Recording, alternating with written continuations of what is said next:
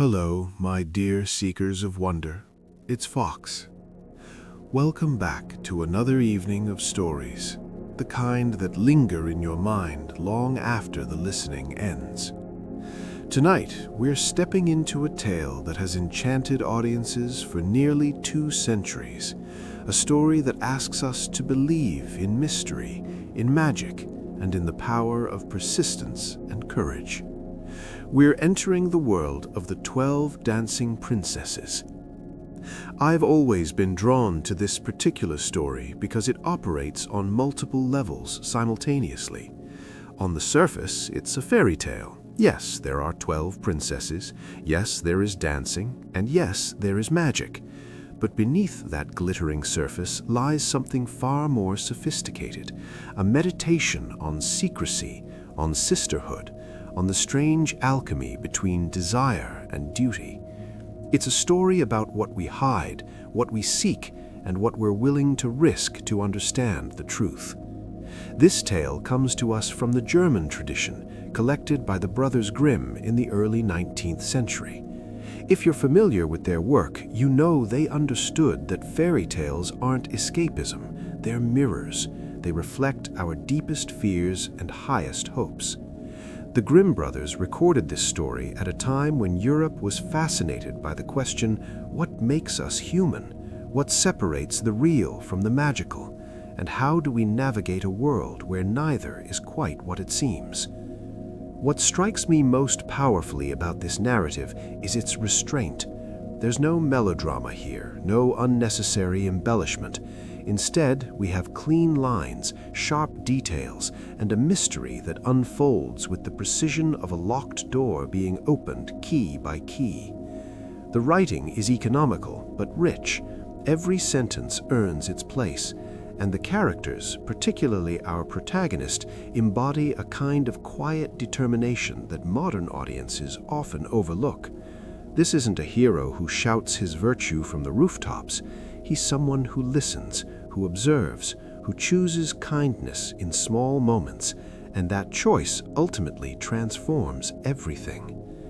For mature listeners like yourselves, this story resonates because it asks serious questions beneath its fantastical veneer. What do we owe to mystery? When should we press for truth, and when should we accept secrecy?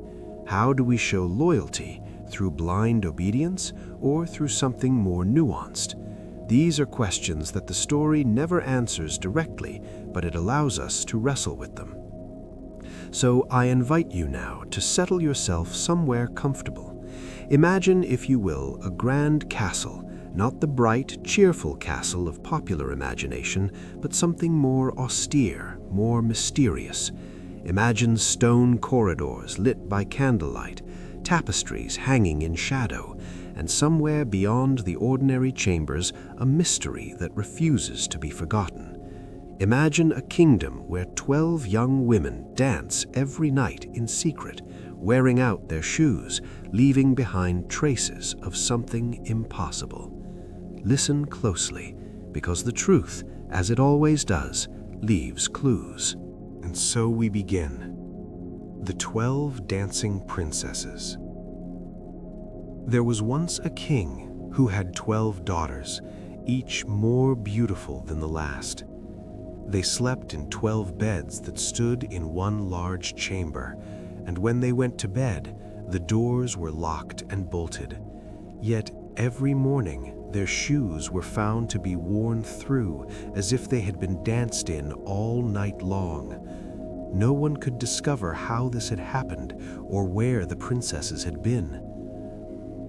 The king proclaimed throughout the land that whoever could solve this mystery should choose one of the princesses for his wife and inherit the kingdom after his death.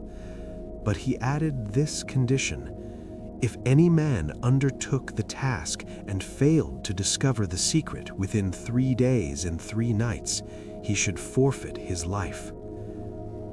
Many princes came with high hopes and great courage. They offered themselves for the trial. But 3 days and 3 nights would pass, and they would discover nothing. And since they had failed, their lives were forfeit, as the king had decreed. This went on for some time, until the land was filled with sorrow and despair, for no prince succeeded, and many princes had lost their lives in the attempt. Now it happened that a poor soldier, who had been wounded in battle and could no longer serve, came to the city where the king dwelt. As he walked through the streets, he met an old woman, bent and trembling, carrying a heavy bundle of sticks. "Poor mother," said the soldier, "let me carry your burden for you." The old woman looked at him with eyes that seemed to see more than ordinary eyes could see. "You are kind. Few are kind anymore. But tell me, young man, why do you wander here with such a sorrowful countenance?" The soldier told her of the mystery of the dancing princesses, and of how many men had died in attempting to solve it. "And would you attempt it?" asked the old woman. The soldier hesitated. "I have nothing to lose," he said slowly. "My soldiering days are behind me, but I confess I do not see how a poor common soldier such as myself could succeed where princes have failed." The old woman set down her bundle and peered at him more closely.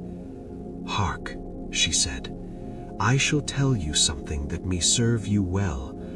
The princesses drink a potion each evening that causes them to fall into an enchanted sleep.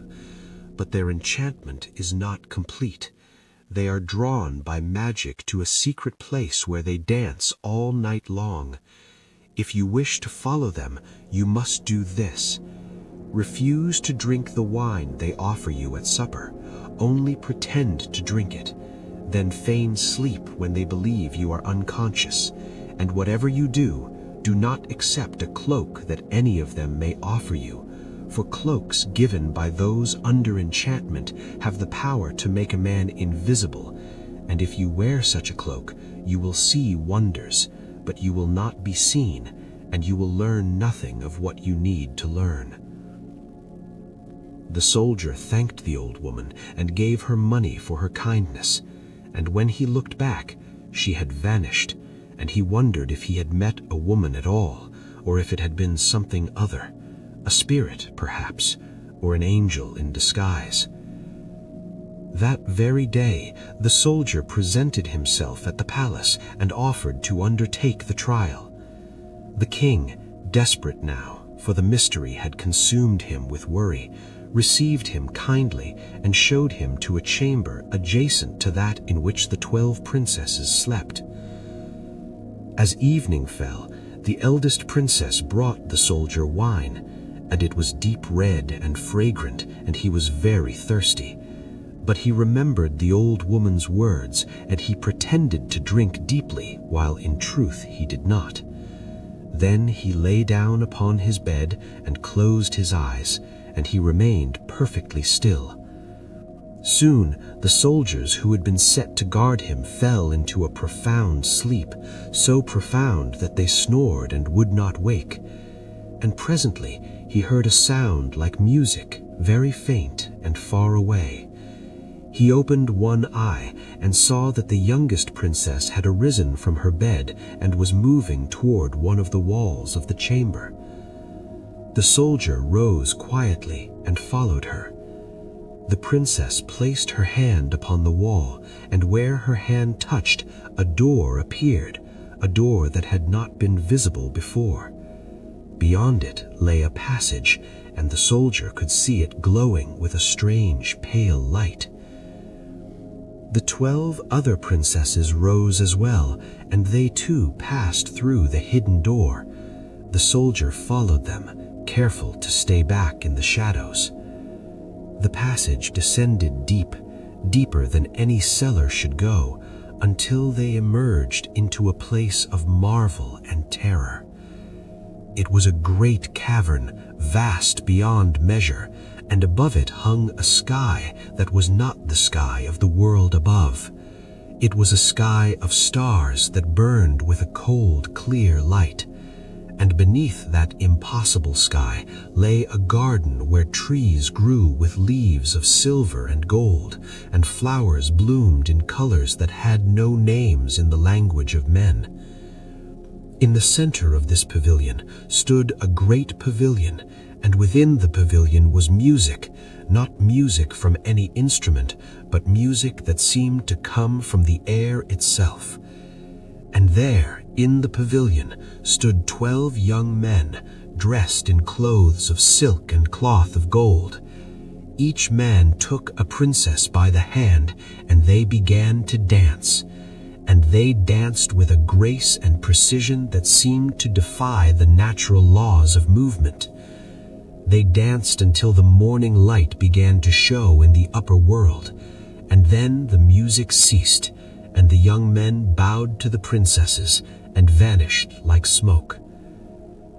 The 12 princesses made their way back to the passage, and the soldier followed. They returned to their chamber just as the sun was rising. The eldest princess opened the door from within, and it became invisible once more. And the soldier rushed back to his bed and lay down, and when the servants came to wake him, they found him as if he had never stirred all night long.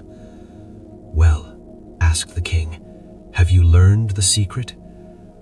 "I have seen something," said the soldier carefully, "but I do not yet understand it. Grant me another night to observe more closely." The king agreed, though he was impatient.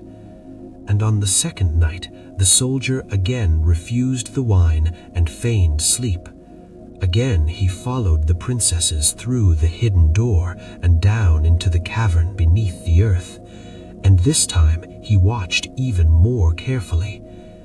He saw that the young men grew paler as the night wore on, as if the dancing drained something vital from them. He saw that the eldest princess danced with the most grace, but also with the deepest sorrow, as if she danced against her will, as if some spell or curse bound her to this midnight reverie. He saw too that the youngest princess sometimes looked back as if searching for something or someone. And when the night was nearly over, the youngest princess turned to the soldier, and she saw him. Though he stood in shadow, though he had made no sound, she turned and looked directly at where he stood, and her eyes met his, and in that moment he understood that she had been aware of him all along.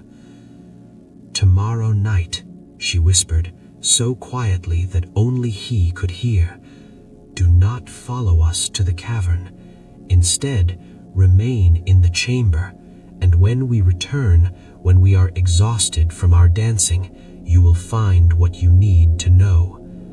And before he could respond, she turned back to her dance, and the night ended. The soldier did as the youngest princess instructed. On the third night, he did not follow them through the hidden door. Instead, he waited in the chamber, and when the princesses returned near dawn, they were indeed exhausted. They sank upon their beds, and in their fatigue and relief that the night was over, they spoke freely. "One more night," said the eldest princess. "One more night of dancing, and the curse will be complete. We will be bound to him forever." "Who?" asked another. "Who has bound us?" "The sorcerer from the Black Forest," said the eldest princess. "He came to us in this form, as a beautiful prince, and he enchanted us with wine that makes us sleep and follow him to his kingdom beneath the earth. Every night we dance away our lives, and every night we grow weaker, and our will grows less our own. One more night, and we will forget the world above entirely. We will forget our father, our home, everything but the dancing." The youngest princess said nothing, but she